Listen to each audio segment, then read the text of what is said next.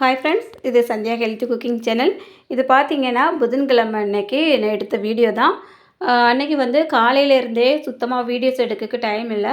காலையில் வந்து தக்காளி சாதமும் உருளைக்கிழங்கு பொரியலும் பண்ணி பிள்ளைங்களுக்கு காலேஜுக்கு ஸ்கூலுக்கெல்லாம் கொடுத்து விட்டுட்டு நானும் சாப்பிட்டுட்டேன். இப்போது ஒரு 11 மணிக்கு அப்புறமா நான் வந்து வீட்டில் எல்லா வேலைகளையும் முடிச்சுட்டு குளிச்சுட்டு நான் ஒரு இடத்துக்கு கிளம்புனேன்.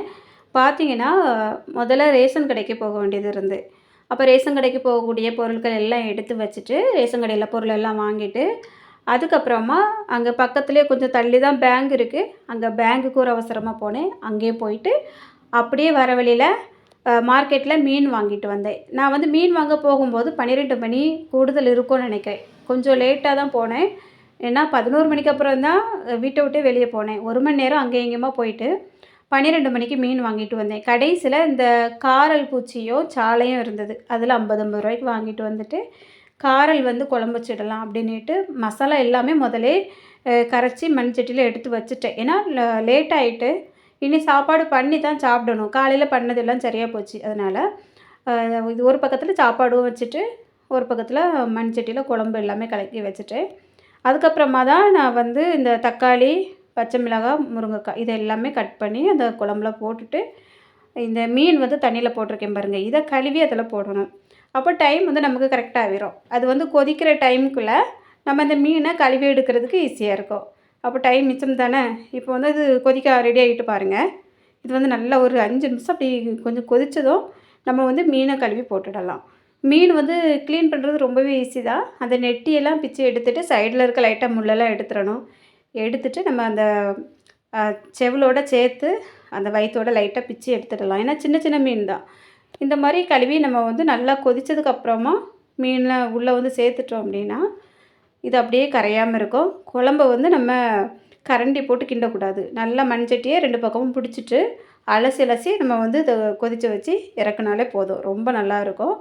இந்த மீன் வந்து குழம்புக்கு நல்லா இருக்கும் பார்த்துக்கோங்க. அந்தளவுக்கு ரொம்ப முள்ளும் தெரியாது. அந்த சதையெல்லாம் சாப்பிட்றதுக்கு ரொம்பவே டேஸ்ட்டாக இருக்கும். இப்போ குழம்பு ரெடி ஆகின டைமில் கொஞ்சம் கறிவேப்பிலையும் போட்டு 2 நிமிஷம் கொதித்ததுக்கப்புறமா இறக்கி மூடி வச்சுட்டா போதும். குழம்பு வந்து ரெடி ஆயிரும்.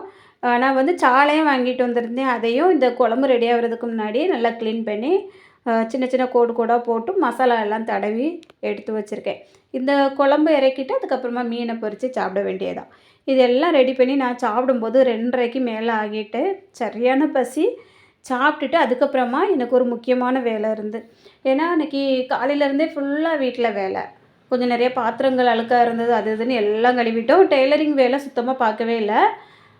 திங்கட்கிழமை வந்து கொஞ்சம் காலேஜுக்கு போக வேண்டியது இருந்து, செவ்வாய்க்கிழமையும் கொஞ்சம் வேறு வேலைகள் இருந்ததுனால மிஷினில் உட்காரத்துக்கு டைமே இல்லை. ஊடே வந்து ஒரே ஒரு ப்ளவுஸ் தான் என்னவோ தைச்சிருக்கேன். அது இல்லாமல் பார்த்திங்கன்னா நைட்டு இப்போ 2 நாளில் சரியான தலைவலி. அதனால் இப்போது வந்து நல்லா தூங்கிட்டு ரெஸ்ட் எடுத்துகிட்டு இருக்கேன். மாத்திரை வந்து போட்டாலே எனக்கு அந்த மாதிரி கொஞ்சம் நல்லா அதிகமாக தூக்கம்லாம் வரும். இப்போ வந்து குழம்பு ரெடி ஆகிட்டு நான் சாப்பிட போகிறேன். இப்போ மணி 2:30 ஆகிட்டுன்னு சொன்னேன் இல்லையா. சாப்பிட்டுட்டு அந்த டெய்லரிங் பொருட்கள் வந்து கொஞ்சம் வாங்க வேண்டியது இருந்தது. அதனால் நம்ம தைக்கக்கூடிய ப்ளவுஸ் எல்லாம் எடுத்து எடுத்து பார்த்தேன். ஆனால் அதுக்கு வந்து நூல் இல்லாமையும் லைனிங் இல்லாமல் இந்த மாதிரி இருந்தது. அதனால் நம்ம சாப்பிட்டுட்டு முதல்ல அந்த வேலையவே முடிச்சிடணும் அப்படின்ட்டு படபடான்னு இந்த சூட்டோடையே சாப்பிட்டுட்டு நான் எந்திரிச்சு ஓட தான் செஞ்சேன். ஏன்னா டைம் வந்து ஆகிட்டே இருக்குது. இந்த ப்ளவுஸ் வந்து கண்டிப்பாக நைட்டுக்குள்ளே கொடுக்கணும்.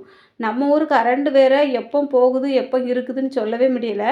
அதுவும் எனக்கும் இந்த கரண்ட்டுக்கும் ரொம்பவே ராசி அதிகமாக இருக்கும். சரி, எல்லாம் எடுத்துகிட்டு போய் மிஷினில் உட்காரையும் கரெக்டாக கரண்ட்டு போகும். இன்றைக்கும் அதே மாதிரி தான் ஆச்சு. இருந்தாலும் பரவாயில்லன்னு கொஞ்சம் நேரம் வெயிட் பண்ணிவிட்டு மறுபடியும் கரண்ட் வந்ததுக்கப்புறமா அந்த ப்ளவுஸை வந்து தைச்சி நான் கொடுக்கும்போது நைட்டு வந்து ஒரு 7-8 மணி அந்த டைம் ஆகிட்டு. இப்போ நம்மளுக்கு வந்து லேடிஸாக இருக்கிறவங்களுக்கு வீட்டில் வேலைகள் எல்லாமே பார்க்கவே நேரம் வந்து சரியாக இருக்கும். இப்போ என்னோடய டைம் பார்த்திங்கன்னா 2:30-3 மணிக்கு நான் வந்து இந்த லைனிங்கெல்லாம் வாங்கிட்டு வந்திருக்கேன். அப்போ காலையிலேருந்து இவ்வளோ நேரம் ரெஸ்ட் இல்லாத வேலை தான். இன்னுமே வந்து நம்ம துணி துவைக்கலாம். மறுபடி அதை காய போட்டோம், எடுத்தோம், எடுக்கக்கூடிய துணிகளை மடித்து வச்சோம். அப்படிங்கும்போதே சாயந்தரம் வரைக்கும் ஆயிரும்.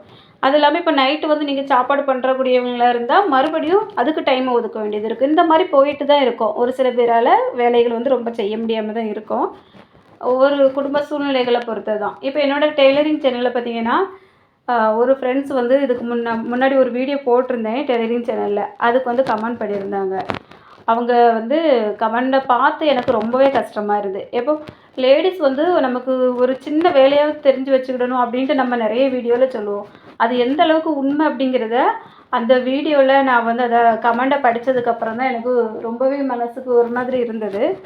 ஏன்னா அவங்க வந்து ஒரு நல்ல நிலமையில தான் கல்யாணம் பண்ணியிருக்காங்க. கல்யாணம் பண்ணி அவங்களுக்கு 2 குழந்தை, பெண் குழந்தை வந்து பிறந்ததுக்கு அப்புறமா அவங்க ஹஸ்பண்ட் வந்து அவங்க ஏதோ ஒரு சின்ன பிரச்சனைனால விட்டுட்டு வேற கல்யாணம் பண்ணிட்டு போயிட்டாங்க அப்படின்ற மாதிரி கமெண்டில் சொல்லியிருந்தாங்க. இவங்க வந்து ஏற்கனவே பழகின தையல் வேலையை மறந்துட்டாங்களாம். அதுக்கப்புறமா மறுபடியும் நான் வந்து இந்த தையலை வந்து பழகி இப்போ வந்து கடை வச்சு நான் தச்சிட்ருக்கேன். என்னோடய 2 பிள்ளைங்களையும் அந்த வருமானத்தில் தான் நான் படிக்க வச்சிட்ருக்கேன். பிள்ளைங்கள காலையிலே ஸ்கூலுக்கெல்லாம் அனுப்பிட்டு அப்படியே கடைக்கு வந்துடுவேன். நான் வந்து இந்த தீபாவளிக்கு பிள்ளைக்கு ஒரு கம்மல் வந்து வாங்கியிருந்தேன் அப்படின்ட்டு சொன்னாங்க. எவ்வளோ ஒரு நல்ல விஷயம் பாருங்கள். நம்ம வந்து இப்போ எதுவுமே எனக்கு தெரியாது அப்படின்ட்டு இருந்தோம்னா அப்படியே தான் இருக்கணும். அந்த இருக்கக்கூடிய இடத்துல வந்து கொஞ்சமாவது நம்ம முன்னேறணும் அப்படின்னா துணிஞ்சு ஒரு வேலையை பார்க்கணும் அப்படின்னா தான் இது வந்து நமக்கு வெற்றி அடையக்கூடிய வாய்ப்பே கொடுக்கும். அப்படியே எனக்கு ஒன்றுமே தெரியாது அப்படின்ட்டு இருந்தோன்னா அப்படியே தான் இருக்கணும். இதனால தான் பழைய காலத்துலலாம் சொல்லுவாங்க, லேடிஸ் வந்து சும்மா இருக்கக்கூடாது, வீட்டில் வந்து ஏதாவது ஒரு வேலை செய்யணும், புருஷன் வந்து அரிசிக்கு வேலை செஞ்சால் பொண்டாட்டி வந்து குழம்புக்காவது வேலை செய்யணும் அப்படின்னு கிராமத்துலலாம் சொல்லுவாங்க. அது எந்த அளவுக்கு உண்மை அப்படின்னா, ஏதாவது ஒரு கஷ்டம் வரும்போது இந்த தொழில் வந்து நமக்கு கை கொடுக்கும் அப்படின்ட்டு இருக்கும். இப்போது வீட்டில் இருந்தே வந்து ஒரு நல்ல வேலை, ஒரு மிஷின் இருந்தால் போதும். நம்ம வந்து இந்த ஒரு வரக்கூடிய கொஞ்சம் கொஞ்சம் துணிகளாக இருந்தாலும் ஒரு 50 ரூபாய்க்கு வேலை செஞ்சாலும் அது லாபம் தானே. அந்த மாதிரி நிறைய பேர் வந்து பார்த்துட்டு இருக்காங்க. இப்போ நான் என்ன தான் எடுத்துக்கிட்டேன்னு வைங்களேன், நான் வந்து ஒரு 10 வருஷத்துக்கு முன்னாடி வந்து எங்கள் ஊரில் எல்லாருமே செய்கிற வேலை, லேடிஸ் வந்து வீட்டில் இருந்து பீடி சுற்றிட்டு இருப்பாங்க. அந்த பீடி தான் நான் சுற்றிட்டு இருந்தேன். அப்போ வந்து ஒரு நாளைக்கு ரூ. 70 வரைக்கும் சம்பாதிக்கிற மாதிரி தான் இருக்கும் அந்த டைமில்.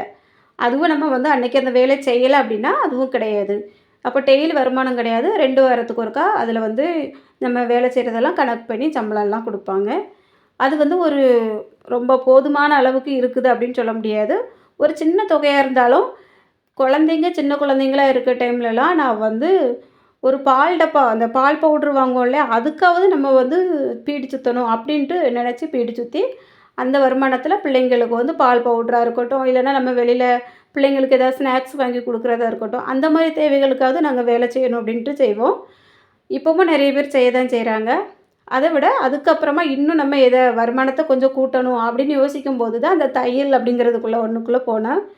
இப்போது நம்ம வீட்டில் 2 பிள்ளைங்க இருக்காங்க, நம்மளுக்கும் துணி தைக்கணும், வெளியில் கொடுத்தா நிறைய காசு ஆகுது அப்படிங்கிற ஒரே ஒரு விஷயத்துக்காக தான் நான் வந்து தையல் பழகவே போனேன். ஆனால் இப்போ வந்து எனக்கு அது ரொம்பவே கை கொடுத்துட்ருக்கு. நான் கூட இதுக்கு முன்னாடி ஒரு வீடியோவில் சொல்லியிருந்தேன், இது இந்த துணி தைச்சி நான் வந்து பிள்ளைக்கு சேர்த்து வச்சு செயின் எல்லாம் வாங்கியிருக்கேன் அப்படின்ட்டு. ஒரு சில நாட்களில் கொஞ்சம் நம்ம நிறைய வேலை செஞ்சோம் அப்படின்னா கண்டிப்பாக ஏதாவது ஒரு பொருள் வாங்கலாம். நமக்கு மற்ற செலவுகள் வந்து கொஞ்சம் கம்மியாக இருந்தது அப்படின்னா, ஏன்னா இதில் நம்ம எந்த அளவுக்கு நம்ம ஒர்க்கை போடுறோமோ அந்த அளவுக்கு நம்ம வேலை செய்கிற மாதிரி இருக்கும். இருந்தாலும் ஒரு சில பேர் நினைப்பாங்க, இதில் எங்கே டைம் கிடைக்குது, நம்ம செய்ய முடியல அப்படின்ட்டு. கண்டிப்பாக நமக்கு டைமை வந்து நம்ம தான் ஒதுக்கி செய்யணும். இப்போ நானுமே பார்த்திங்கன்னா, இப்போ எத்தனை மணிக்கு இந்த துணி வெட்ட வந்திருக்கேன், 3 மணிக்கு மேலே தான் இந்த துணி வந்து கட் பண்ணிகிட்டு இருந்தேன். கட் பண்ணிவிட்டு போய் மிஷினில் உட்காரும்போது கரெக்டாக கரண்ட்டு போச்சு. அதுக்கப்புறம் கொஞ்சம் நேரம் வெயிட் பண்ணேன். அந்த கரண்ட்டு போகிற டைமில் நான் என்ன பண்ணுவேன்னா, சும்மா ஏதாவது நேரத்தை போக்காமல் அடுத்த வேலை என்ன பார்க்கலாம் அப்படிங்கிற மாதிரி அந்த டைமில் பார்ப்பேன். அதுக்கேற்ற மாதிரி நம்ம வந்து பிளான் பண்ணி அந்த டைமை கொண்டுட்டு போனோம் அப்படின்னா தான் எந்த வேலையுமே வந்து செஞ்சு முன்னேற முடியும். நமக்கு எதுவுமே தெரியாது எனக்கு எதுவுமே செய்ய வராது அப்படின்ட்டு இருந்தோன்னு வைங்க, கண்டிப்பாக எதுவுமே வராது. ஏன்னா நிறைய இடங்கள்ல இது வந்து நடக்கக்கூடியது தான். இப்போ நமக்கு கிடைக்கக்கூடிய நேரம் இருக்குது பாருங்கள், அதை வந்து ரொம்ப கவனமாக நம்ம வந்து ஒரு முக்கியமான விஷயத்துக்கு, நல்ல விஷயத்துக்கு ஒதுக்கணும் அப்படின்னா, அதிலேருந்து நமக்கு கொஞ்சம் ஏதாவது காசு வருது அப்படின்னா ரொம்ப சந்தோஷமாக இருக்கும். நம்ம வந்து செய்யும்போது கஷ்டமாக தான் இருக்கும். ஏன்னா வீட்டில் எல்லா வேலைகளையும் பார்த்து நம்ம அப்படியே சோர்வாகி தான் உட்காருவோம். அந்த டைம்லேயும் அடுத்த வேலையை பார்க்கணுமே அப்படிங்கிற மாதிரியும் தோணும். ஆனால் இதை செஞ்சுட்டு நம்ம அதிலேருந்து காசு வாங்கும்போது அதில் எவ்வளோ சந்தோஷம் இருக்கும். அந்த காசு வந்து நம்ம அடுத்த தேவைக்கு பயன்படுத்துகிற மாதிரி இருக்கும். அப்படி இல்லைன்னா யார்கிட்டயாவது போய் கடன் வாங்கிட்டே இருக்கணும். டக்குனு ஒரு அவசரம் வரும். ஐயோ! யார்கிட்டயாவது கடன் வாங்கணுமே, என்ன செய்ய? அது வாங்கினா எப்படி கொடுக்க? அப்படிங்கிற மாதிரி தான் யோசிச்சுட்டு இருக்கோம்.